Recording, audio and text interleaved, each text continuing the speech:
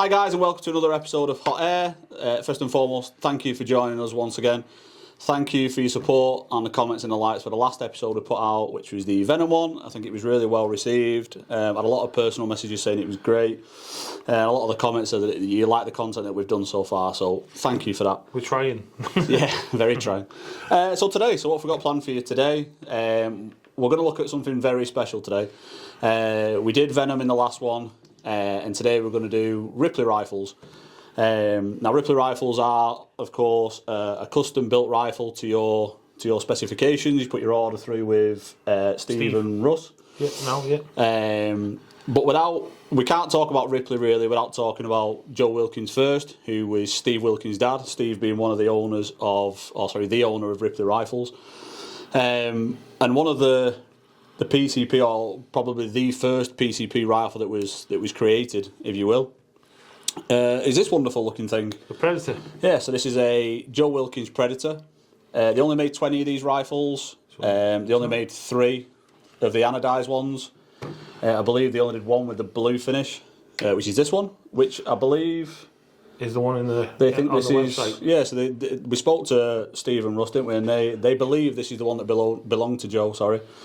So yeah, fantastic rifle. Yeah, luckily the Ripley Rifles. I actually, aside from this, myself and Joe Askew look after the Facebook page, so I've dealt with Ripley for a long time and answered everyone's questions, or tried to anyway.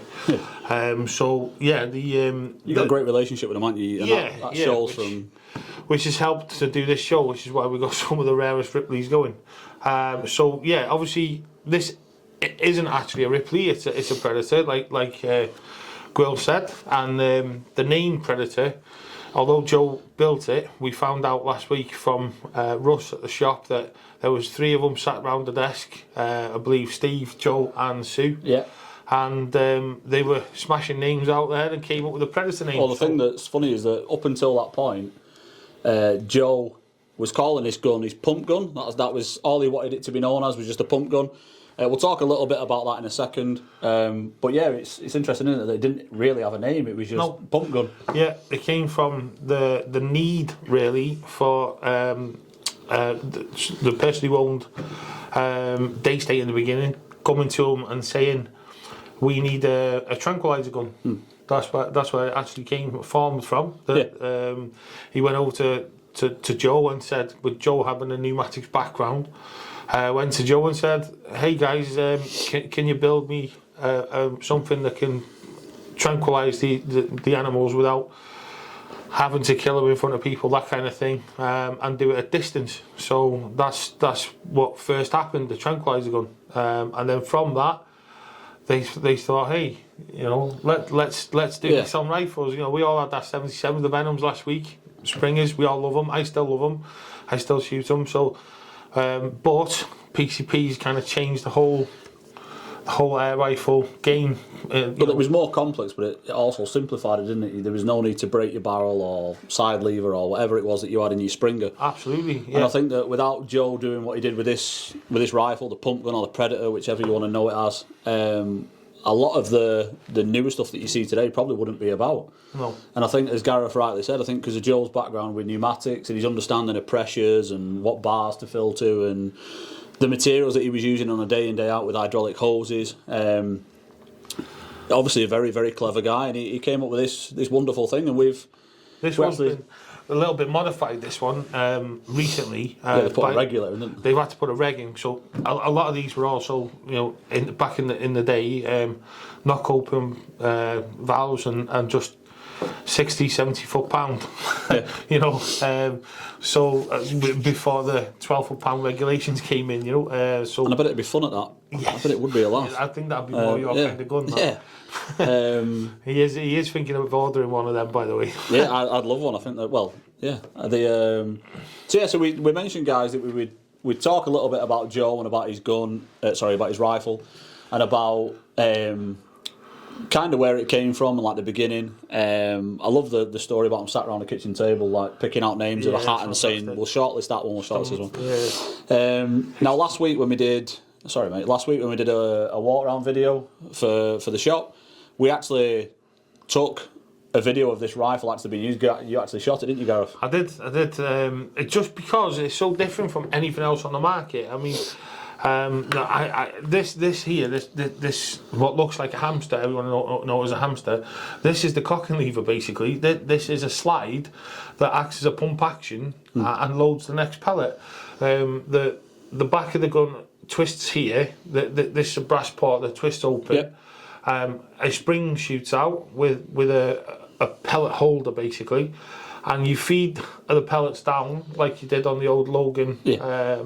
Logan Professional Mark IIs and things like that. You feed the pellets down. You can feed 30 pellets, believe it or not, in here. This one's sell for Bisley Magnums, and that's quite important with these early guns because of the way it pushes the pellet into the loading chamber.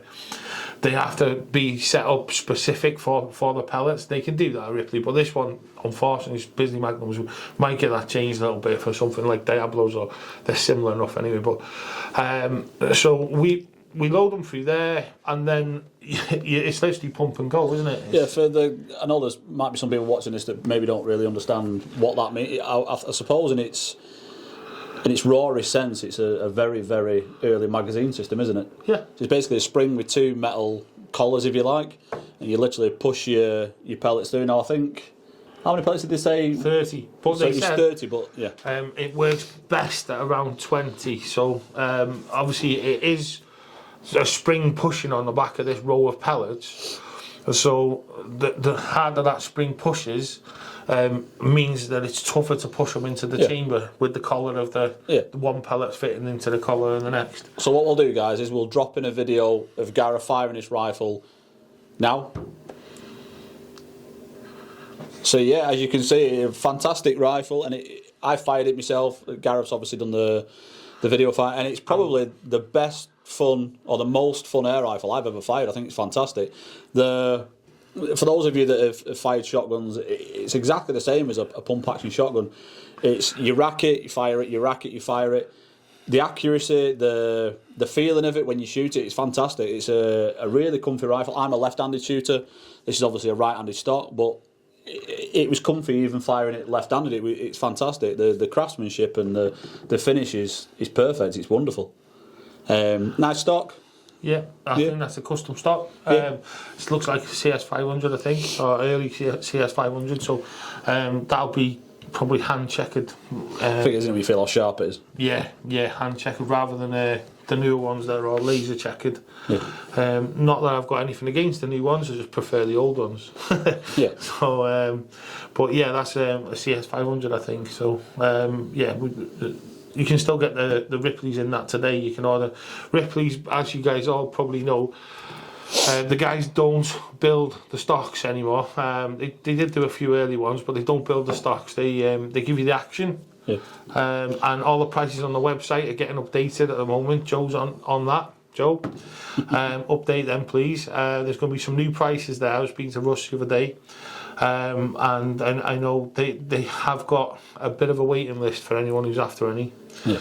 So second-hand ones. And rightly so, because they are wonderful bits of kit, aren't they? We're going to talk about some more modern ones in a second, but as we said at the start of the video, we can't talk about Ripley without first talking about Joe and obviously the impact he had on Steve and the Ripley Rifles moving forwards. Like I said, without this rifle, it may not have happened. Obviously, Steve's exposure to the Predator and his dad's workings and his pneumatic knowledge is obviously set him up with his own, hasn't it? And we were lucky enough to get hold of one of these. Yeah, so like I said at the start of the video, there's literally 20 of these in existence, and that's if all 20 are still in working order. And there was only 3 that had this anodised finish, and we're lucky enough that we've got one. Nice to get one. And we've had a go with it. It's great, isn't it? I love it. I'd be tempted to have it for myself, but it's good fun. Yeah, it is. It's fantastic, and it's one of the rifles coming is my own, so yeah, it's a really fun. It's a really fun rifle.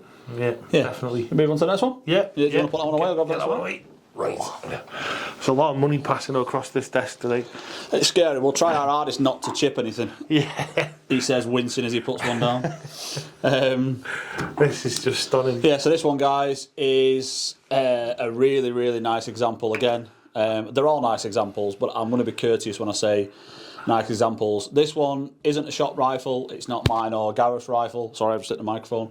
This is one that actually belongs to a customer of mine, a good mate of mine, Dave. Dave, if you're watching, Dave Nuttall. Fantastic rifle. Yeah, thank you, mate. It's wow. It's a lovely bit of kit. He's got a nice Schmidt & Bender scope on. The blacking on this is it's unreal, isn't it? They really took their time travelling all around the UK. They've gone to several different people to make sure the blacking is perfect. And this is not what you're thinking, guys. I know everyone's sitting there going, "Oh, it's an an AR5." No, it's not, guys. This is an XL1. This is a very, very rare rifle. Yeah. It's practically identical to the AR5S. The bolts, everything you'll recognise from the AR5S. The regulator is slightly different. It is tunable up to, I believe, 80 foot-pound. Yeah. So it is a slightly different regulator, Joe was telling me, and there is a few other subtle differences inside. I know the actual cylinder itself, I think it goes up higher than the standard. It sits nicely at 300 bar, where I usually set mine to about 230, but yeah. this is really sort of aimed at FAC higher shot count sort of thing. But this blacking, is that a Schmidt on top? Yeah, Schmidt & Bender, yeah. So there's a Schmidt & Bender scope on top there, and the blacking looks exactly the same. Yeah, the finish is incredible. So it's threaded for a mod, Gareth, or is it not threaded? I'm not sure. It is internally threaded, yeah, so same as mine. So the actual, I've checked this rifle, it's not loaded, but it's threaded internally there, 1/2 inch UNF, and you can screw in, and then they start coming out here. Yeah. Anyone who knows the Ripleys with the silencers, and this one you'll notice hasn't got any of the slots that we'll show you shortly. Yeah, there's no venting on it. There's no vent in there. There's no stabilizer, to remove the air. Stripper, no stripper on the end. The AR5 has vented strips in here, and it has a plenum in the end. The plenum brings it to the beginning, so that when you put a silencer on, it blocks off the stripper and fits exactly. So that's why each one of the silencers is made for that rifle. Yeah. If you do want a silencer for one of these, you can have them, but they have to be made by the shop. Yeah. Bespoke rifles, I guess. Yeah, different to the first one we looked at. I know it's not a Ripley, the one we just looked at, but as we said, it's very similar. There's no magazine, there's no multi-shot on this one. It's a single shot. Like I said, really soft, smooth bolt, single shot. Yeah, stunning looking rifle. When we got it out of the bag, when Dave dropped it off and we took it out of the bag, I was literally like, wow, that is. I would quite happily have that in my collection every day of the week. It's a shorter action here. It's a little bit shorter than because there's different. The trigger system's a little bit different to the AR5S and as well. The whole you can't see because it's in the stock, but this bit here is actually shorter. Yeah. What a fantastic rifle. Yeah, I can't believe we got the one. Yeah, it's incredible. Real stunner, that one. And in a really good condition as well. There's not a blemish on it, is there? There's no marks on it. Dave's obviously really looked after his rifle. He's obviously an avid collector of nice stuff. They last though, they really last. I've had, I used to have an AR4. It was a blue one. I don't know if anyone watching remembers the old blue ones that were made for the gun show. There's a picture of it up on Ripley's website, isn't there? There was a picture of Russ, because Russ was in charge of making the guns for the exhibition, and they were all stamped in red, saying special edition. Yeah. Mine was number 1. I had number 1 and number 7 at one point. I do know where they are right now, but I don't own them anymore.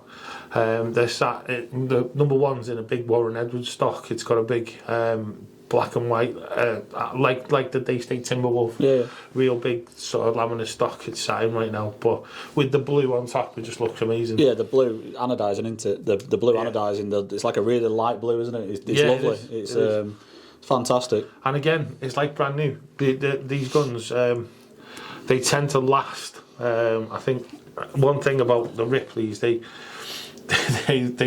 everything about them is solid. You pull the bolt back. Yeah. And they were telling me in the shop, when they work these rifles in, I can't pull it back from here, but basically when you pull the bolt back, they're solid as a rock. Yeah. And on the one I've just bought, that's coming up shortly, I'm still bedding the bolt in, so I've got bedding compound in here, and I'm actually working it back and forth to make it bed. And then once that's once that feels really, really nice, I'll swap that out for grease. So, and that's how they work. That's how they do them. You know? They're, I think the thing for those of you that have been lucky enough to own or shoot one, you'll know exactly what we're talking about. And for those of you that haven't, I would suggest trying to get hold of one, have a go on, because they're incredibly well made. They're incredibly sturdy. The materials the guys use are obviously fantastic materials, because every bit, as Gareth just said, is solid and it's hard wearing. I mean, we've got some here that are really, really old, like the Predator, obviously the late 70s. This is another custom stock, this one, CS500 as well. So, but this one's got the Schnabel piece on the front. So that's more my style, because it's more of a traditional rifle. I like that as opposed to some of the... You don't like mine, do you? It's okay. It's not my cup of tea personally. If it was in a nice walnut stock, I think like a slimmer walnut stock, I think I would be more inclined to like it. Yeah. It's not a not nice gun, not by any manner of means. Prefer the hunting but I prefer a hunting style rifle. Yeah. And I think this one with the gloss black, with the lovely scope, and obviously the colour of the wood and the grain that's in this wood, it sets it off fantastically. And like I say, big thanks to Dave for lending us this. So Dave, not all. Really cheers, mate. Really appreciate it. So we'll put this one away. We'll move on to the next one. So we'll get this one out, which is Gareth's Pride and Joy. Oh, nearly dropped it. That would have been funny. I'll do that. Been after one of these for a while. I've got fingerprints all over it. Yeah, so this is the third one in our little collection for you today, guys. This one is the XL9. So the XL9, I believe, came after the AR lines. So you had like the AR3, AR4, AR5, and then the S's. And I believe the XL9 came on the back of an influx of people saying they wanted a hunting rifle, didn't they? They wanted a multi-shot. They kind of produced similar time. So the XLs began with the AR4, but they were still being made alongside. This is the multi-shot version, basically. So similar style to the one we've just seen. Obviously, really well-made barrel, well-made cylinder. Non-vented again. How many shot magazine, Gareth? 9. 9 shot. 9. Yeah. People that didn't know. 9 shot. This is your rifle, isn't it? This is my rifle, yeah. This is my gun. Let's not get into that. They did do XL25 as well, which had a big magazine, and then it also was fed down the side as well, like the Logan Professional style. This was first, so yeah, make of that what you wish. But yeah, we got bolts. As you can see, I've still got smooth, isn't it? Compound on there. But yeah, you can hear. Yeah, when they're locked in, they lock in, don't they? It's just solid. There's no moving, they're not going anywhere. The magazine holder here is brass, and then the magazine inside is stainless, just spinning. Absolutely pristine. It's in a Warren Edwards stock. I might be getting a new stock. And it's another really, really fun gun to shoot, isn't it? Like when you cycle through the rounds, it is fun. Yeah, absolutely. You know, when you're plinking, if you do any sort of, if you're bored and you start plinking with this, you can't have enough. It's brilliant, and you just laughing your socks off. Plinking with an XL9? Yes. You're mad. So like we were saying, so it kind of came about because there was a want and a need and a desire, weren't there, for there to be almost a hunting type route for those that wanted to do pest control with a Ripley, those that didn't want to just have single shots. So they designed, as Gareth said, XL9, XL25, which was XL9 obviously a smaller mag, XL25 bigger mag. Fantastic looking rifle. Yeah. That's I haven't got it scoped up at the moment, guys, because I've literally just bought a scope to put on it. I've got one of them new AMDs, so we'll look at scopes soon. But I've just got a scope ready for it, and I am going to hunt with this, despite the fact that it glows in the dark. It's that shiny. You don't want a night where there's a moon out, because it will bounce off that and the rabbits will see you. I won't be able to see through the scope. No, I'll stick it in a sock, guys. I'll stick it in a Schmal or something like that. I used to have an AR5S, and I think I told you this, didn't I? When I've always shot. We mentioned in the first show a long history of shooting in the family. But when I started shooting for a club, and then went back to hunting, I wasn't missing anymore, if you know what I mean. When I was hunting prior to that, I'd go out, have 10 shots and get 2 rabbits, and it completely turned around when, 10 shots would be 10, well, I'd stop after 2 or 3, but yeah, you take the shot that you know you're going to hit, rather than, I'm missing. It's a lot easier. So 9 shots, for me, with a rifle that you know inside out, that's 9 rabbits really. So I think that's it, innit? Like I say, when you put a decent scope on and you know your aim point's bang on, and you trust your rifle, you trust your scope, and you know you've got a certain level of skill that you can dispatch a pest without that animal suffering, then you're not ever going to be worried about taking a shot, are you? And let's just, obviously for the environmentalists, by the way, anything I shoot goes on the table. I don't waste. No. I don't shoot for the fun of it. No, I think that's true of a lot of guys, isn't it? Like I say, the ones that are pest control, and whether that be rabbits, whatever, make sure you utilise whatever you're shooting. Yeah. Have respect for whatever you're shooting. Yeah. So, but that's mine. These fingerprints on the chrome would do my head. Yes, he keeps putting more. I think it's funny because I know it's one of yours to do that. But no, a lovely rifle. It's not, as I said at the start, it's not my cup of tea. I understand why you love it. I'll be polishing it in a bit. Yeah, I understand why you love it, and I appreciate and I respect the workmanship that goes into these rifles. Like I say, if you've never held one, you've never fired one, this video will not do them justice. It's as simple as that. Yeah. It won't do them justice because they are superb. The build quality is like nothing I've ever had before. It's like nothing I've ever shot before. Yeah, definitely. They're fantastic. If you get, I mean, the second-hand market's got them out there right now. There's a few. I mean, a couple of these today are on the market at the moment, but they don't come up very often. But when they do, I can't say enough. I mean, I think there's a 2-year waiting list right now. Yeah, but the problem is when they do come on the second-hand market, there's a lot of them that are FAC, and for those of you that don't have FAC or firearms certificates, it's difficult to find one that's sub 12 foot-pound. They're really cheap, the ones with FAC as well. Yeah, it's because you get a lot for your money. It's difficult taking one off a ticket, putting it on a ticket. It's a bit of a rigmarole doing that for those of you that have got firearms tickets. I know too well the difficulties that you can have doing that, chopping and changing your firearms.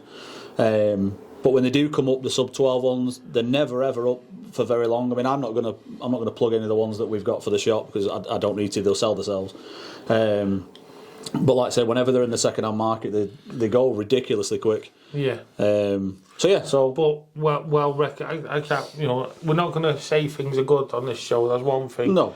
We're not going to say things are good if they're not good. No. And these are good. Yeah, the build quality is incredible. What one of the reasons we wanted to do the show, really, isn't it? Yeah. So to be honest, and to give proper reviews on proper stuff. Yeah, that's your XL9. Throw this one away. Yeah, throw it. Throw that away. Don't throw it. And then the last Ripley we're going to look at, guys. There's a Bosch one. Oh, this one is a very, very fancy one. Oh. It's that Bosch that doesn't stay in the rack. So, wow, look at that. So What can you say? This is an incredible looking thing. I fell in love with it the second I got it in. This is another Ripley, obviously. This is an AR5S. It's in a stunning Warren Edwards stock. Lovely laminate stock. Again, it's got this chrome finish to it. Adjustable hamster, adjustable cheek piece, adjustable buttock, and again just the quad. I mean, that is cool. What is it? How smooth that is. It's incredible. Yeah, it's absolutely stunning. Yeah. This is 300 bars, so that's the difference. The one goes to 350. Yeah. This is probably the nicest. Now, I've known Warren Edwards since he started moving from kitchens and making stocks. And he's probably laughing right now watching this video, but I've known him for a very long time, and I've had a lot of stocks from him, and this is probably one of the nicest finished stocks I've ever seen that he's made. It's absolutely silk on top. It's stunning, isn't it? It's lovely. The coating of like lacquer or whatever he's put on the top, he's literally sanded back this and then done it again and then sanded it back, flat sanding. It's like a classic car, isn't it? It's lovely. It's absolutely. Yeah, it's phenomenal. There's not a mark on it. No. And it's like it's literally like looking at a classic car. You know, the mirror finish. Up, the finish, the stunning. Yeah. This one is vented, and that's what I meant earlier. So inside here, guys, there's I'm not going to be able to get that out. No, I won't take it out. But basically, there's a tube going back, and when you take this out, you can screw your silencer in, and your silencer has a long tube on that meets your barrel, so that it literally encloses everything. Otherwise, it wouldn't be silent, it'd be coming out here. So every one has to be made bespokely for each rifle, because obviously they're all different sizes, they're different barrels or whatever Steve's got available at the time. You can pick what barrels you want, Walther, or whatever you want. So they are bespoke, you can have whatever you want. Single shot again? Yeah, these are single shot AR5. They make an AR4, AR5 and the S's. The AR5S was the new version. It's for everything. This is a field target rifle, you know. It's set up in a traditional field target way with a scope riser. You can see how high that's been. Set up for a high scope, hamster adjustable. And that's off to the previous owner, because they've really looked after it, haven't they? Like there isn't a mark on it. It's like brand new. It's like a new gun. Yeah. And 3D printed butt hook. You know, gone are the days we're paying £300 for a butt hook. These guys, you know, they just sit on their computer and press go. Yeah, I mean, it's an amazing bit of kit, and it's fantastic how it all works. It's articulated, and it's almost like I don't know. It's a bit gaudy, isn't it? When you look at that much of the gun, you think, wow, and it's a shame really, because I don't know. It's probably the ugliest bit of the gun. It's a bit I don't like. It is, but when you're taking a standing shot and the pressure that takes underneath. Oh, it's needed, definitely. Yeah, it's stunning. When you shoot with it and you're doing your standing shots, you can get this rifle could be so stable. We've shot with it. I shot with it this morning. Yeah, it's fantastic. Great rifle. What Warren does though, he sells these pieces separately in aluminium, and they can actually form round your shoulder and everything. So really, you know, some nice bits of kit you can stick on them. Yeah. But this is the one that everyone goes for at the moment. This one everyone orders. This one you see at the clubs, and this primarily is the one that they made the most of. And what did you say the waiting list was? The wait. You said it was like a 2-year waiting list for them, or is that on? Yes, I thought you meant the actual weight. No. I haven't weighed it. It's not as heavy as it looks, to be fair. I have heard, I mean, the guys will probably correct me on this, but there is a long waiting list. I know there's a bit of a waiting list. And that's why they get snapped up so quick, don't they, on the second-hand market? Yeah, because people are looking out for them. They're still like brand new, and you know, quick service. Service on one of these is 145, I think, if I remember rightly. So, you know, a quick service in the gun's like brand new again. And that's serviced at Ripley, that's not serviced anywhere else. So, yeah, you've got potentially a brand new gun away again. Match trigger. Didn't talk about the triggers on any of them. That's really bad. We got carried away looking at the quality of the guns. The triggers on the other ones are just a normal sort of trigger blade, if you like. But yeah, the triggers, the fully adjustable, you can have a blade and you can put anything on there. A lot of people have 3D printing buttons and all sorts, putting them on. I do like the buttons, like the little pressure pads. They are fun. We've got the Anshul. Anshul's the ZNF tuned one, that's got a button on it. It's fantastic. Yeah, it has a button. It gives a nice feel, but a little bit. I prefer the blade. So, but that's about it, I think, on this one. No matter which style trigger it came with, if you bought it, you don't think you'd be overly bothered by a blade or a button. I'd be happy just to have one, because they are stunning. And once again, like I say, hats off to Warren for an incredible start. It's beautiful. Like I say, it's probably one of the finest ones I've seen. And the camera probably won't do it justice. No, the engraving on this as well. On mine, I don't know if you remember on mine when you saw it. It was like a italic writing, and this is like a bold. It's embossed, isn't it? Yeah. You can pick when you go to Ripley. You can pick your colour, your anodizing. You can have a green barrel and a red block. You can have anything, Christmas one. You know, that did sound quite Christmassy. You see, I'm thinking of it already. I think the thing is, like we spoke about Venom last week, and it's true of Ripley in that you are getting a truly customisable rifle. You are literally sitting with the guys at Ripley and saying, I want my barrel to be this, I want the cylinder to be this, I want the bolt and the block to be this. You get your action, then obviously you've got the other side of it, which is picking your stock. Yeah. So that's obviously what type of stock you want to go for. Go away and get that, and then you've got all the stock makers. You know, you've got Warren, you've got Gary Kane, you've got Steve Lanniman's still doing it, I think, and you've got quite a few people out there making stocks. Yeah. Custom stocks. They've got the correct inlets for it. So yeah, you can phone up them people, all the above mentioned, and just say, I want a stock for this rifle, and they'll make it without even having the rifle because they've got the inlet in, the patterns cut out and everything. Yeah, Ripley have kind of supplied them with blanks to. And you can tell when you look at these and you look at the others, obviously the fitting. It's incredible, isn't it, how it just fits in. It was like it was made. Well, obviously it was made for this rifle, but. Yeah, it's the early ones. I mean, my AR4 has suffered from a little bit of problems with heat. Yeah. So anyone who's had one of these might know about it. But going from the hot to the cold and stuff like that, you'd get swell, and then it'd cause the barrel to move slightly because the cylinder would like shrink or expand. Likewise, if it was tight in the stock, it'd do the same. So you used to get a piece of paper and put it under there and slide it along the stock and make sure that from sort of here to here is completely free floating, and it is on all these. Yeah. So yeah, it's something that little tips they used to do, I guess. But yeah, they're just beautiful rifles. I hope we've done them justice. Yeah, no, definitely. Like I say, it's the camera won't do any of these rifles the justice that they deserve, because they are, when you've got one up close and you're looking at them and you start noticing all the little bits that you pick out, the way the cylinder fits to the block, the way the block's into the barrel, the smoothness of the bolt, they're incredible, and how tight they are. Like Gareth said, it doesn't matter what age they are, they always seem to they hold so well. You've literally had, because of the size of this, guys, he can't fit it in his rack, so he's had to sit on this on the counter. Sat on this on the counter today, and he's had people coming in and just trying the bolts. Yeah, we wiped all the drool off before we brought it out, because it's been mauled with today, to be fair. Yeah. So that's kind of the Ripley discussion, if you like. Yeah. We've not gone too much into the history of it. Like I said, we just wanted to. Yeah, there's tons more. Go on if you want to know anything else about Ripley, there's a good website that Joe's looking after. Plus, we've got the Facebook group. Big shout out to the guys on there.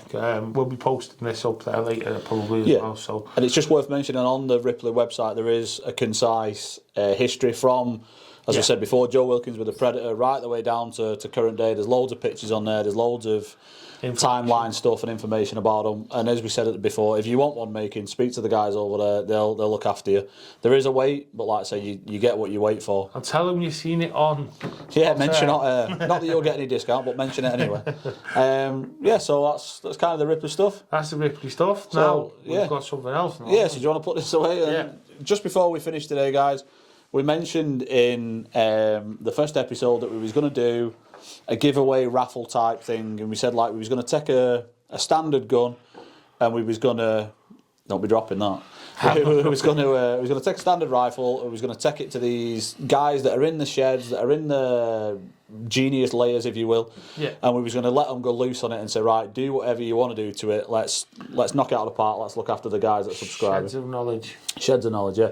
So we have got, as promised, a Webley longbow, Birmingham one.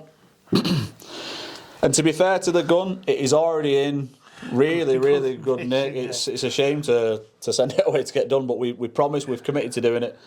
So this is standard. Yeah, standard. As it sits at the minute, it's a standard stock, standard trigger. 22 or 177? 177. 177. Standard cylinder, standard barrel, muzzle brake on the end. Yeah. Completely standard. And like we said to you guys, obviously we've got ideas of what we want to do. Yeah. What we want you guys to do. At the end of the day, one of you guys is going to win this. What we want to do is for you guys to flood the comments with what you'd like to see done to this rifle. So we're talking custom stock, we're talking engraving, we're talking rebluing, we're talking tuned. 2-2. Is it 2-2? 2-2. Oh, forget that again. It's not a 177. I thought it was a 177. I saw it on the top and thought I'm going to better mention it. So yeah, 2-2 guys. Sorry. I think it was the Exocet that's 177. Yes, yeah. Yeah, so this is, sorry, 22. So yeah, so go mad in the comments, guys. Let us know what you'd like to see done to it. We've obviously got ideas. We've spoke to a load of people already. We have. It's going to have some checkering. Yeah. Might not have this stock.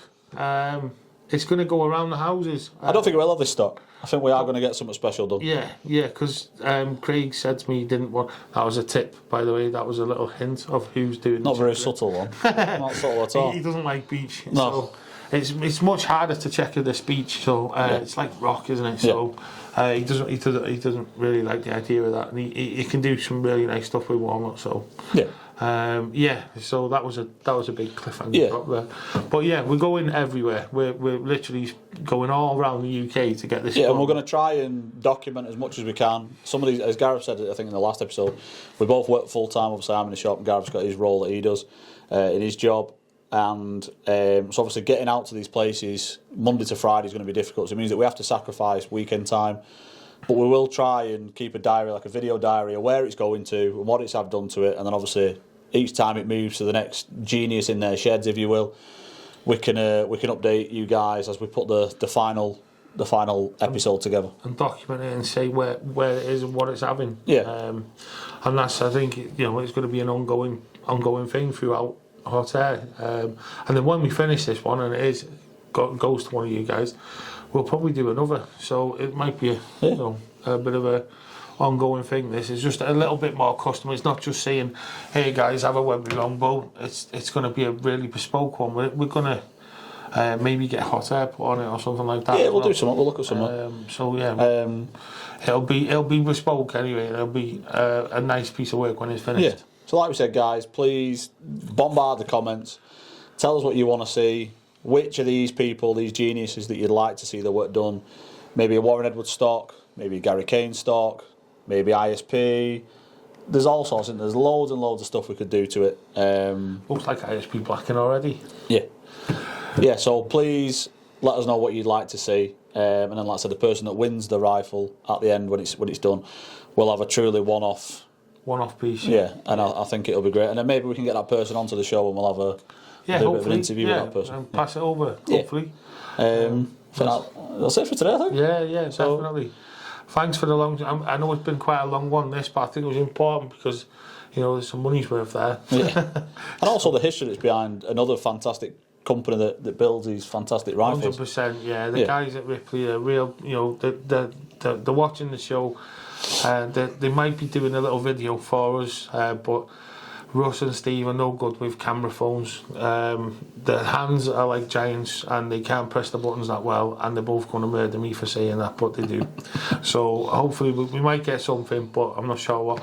Russ did mention about his XL25, but we'll see, guys. If we get that, we'll pop that in. And maybe as a video short, watch out for that. Yeah, perfect. Thanks, guys. Please like, subscribe. Yep, hit the subscribe and see you again next time.